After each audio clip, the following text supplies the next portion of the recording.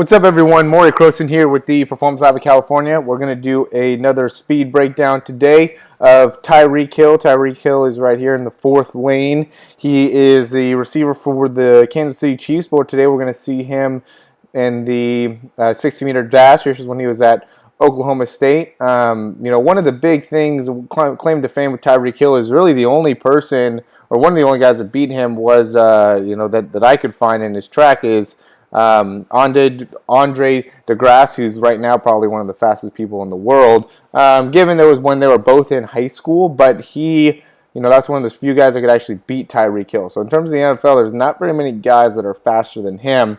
But what really stands out with Tyreek is that his stride frequency is just amazing, right? So he's just is able to not spend very much time off the ground. Almost immediately after one foot pushes off the ground, the other one's about to contact the ground. I would say, it's about, so you can see here, his right foot's about to press off the ground. Again, he's in this fourth lane here.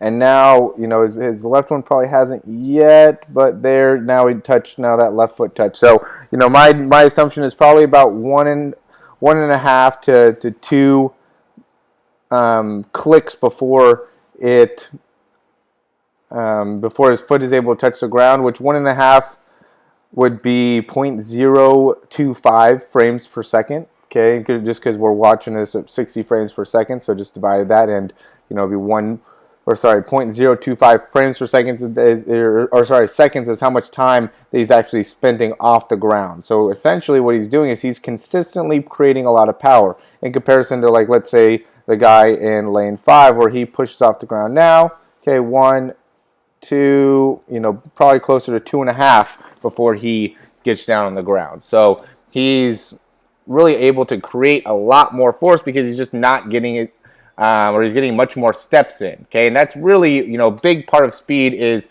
stride length and stride frequency. And while Tyreek Hill definitely sacrifices some with stride frequency, he's not 100% optimized here. You can get that knee up a little bit higher. He could reach back a little bit more with that back leg, but he makes up for that because of his stride frequency, and really stride frequency ends up being probably the bigger thing here. So if you can get more turnover, you can take more steps, you can get your legs to move faster, that is going to increase your speed, and there's just no doubt about that. I mean, obviously, if you can increase your stride frequency, that would be great as well, but I was actually talking to one of my colleagues about if you're going to try to increase one thing from the beginning, would it be stride length or stride frequency? And to me, what you want to first do is increase stride frequency and then try to add length on top of that rather than the other way around, because it's hard to teach frequency. Frequency is very, very difficult. It's almost like a natural thing that you have.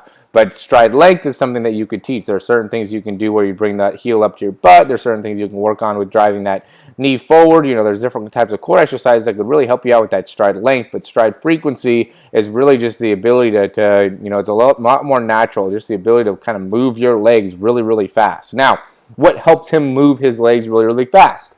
One thing is his body structure, right? So when you look at him, even if you compare the guy next to him, I mean, they're about the same height, but you can see that Tyreek Hill doesn't have near as long of legs, or he has much more torso. So he's much more torso dominated, a little bit shorter legs, so he's going to get a lot more turnover a lot faster. Just from the anatomy perspective, that's definitely an advantage for you, just having a little bit shorter legs compared to somebody about your same height. And the other side of it goes too. So having longer legs, somebody like Usain Bolt also would end up being very beneficial. But that's because Usain Bolt can have a longer stride length.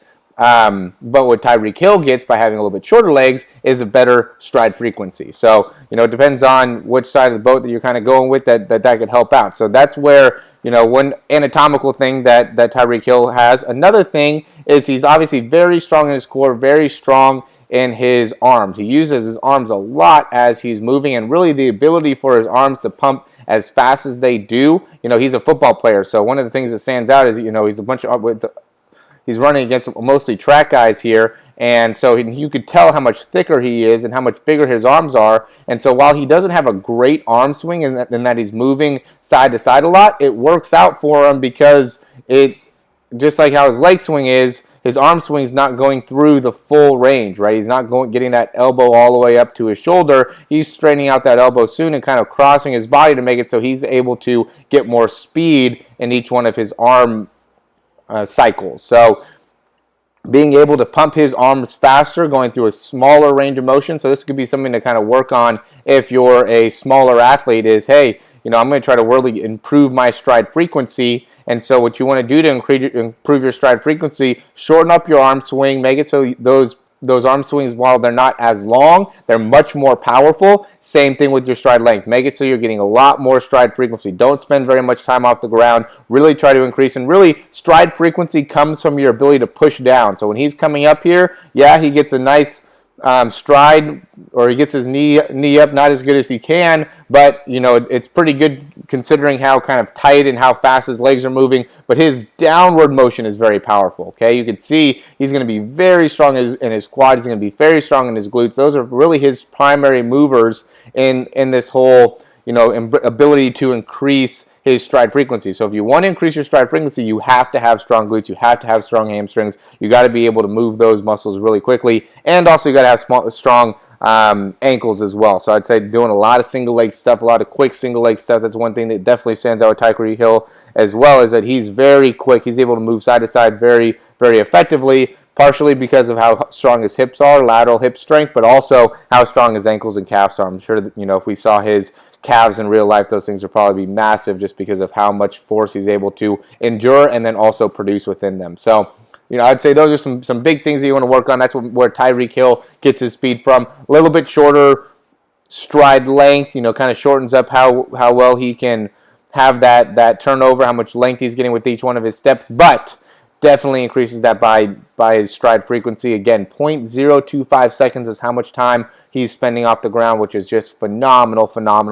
He's getting a large amount of steps in a given amount of time, which means that his power ratio is going up tremendously. So, as always, thanks for watching these videos. We do different breakdowns for you. We can personally send in your video. We'll look at it. We'll tell you what you need to do to work on in order to get faster, throw better, make sure you're not going to have any injuries. Those are all very, very specific to you. Send that in. We'll be able to break it all down for you, help you out, make it so you can accomplish your goals, stay healthy, and also perform better. Also, check out our membership. This is a hub where we can go and give you more information on what are the mechanics of sprinting, what are the mechanics of running, how can you become the best athlete that you can. Right now, you get 30 days free when you sign up, so I definitely recommend signing up for that, checking out what information we have to offer. It's always about learning, and more information, the better you end up being. So as always, thanks for watching our videos, and we will see you soon.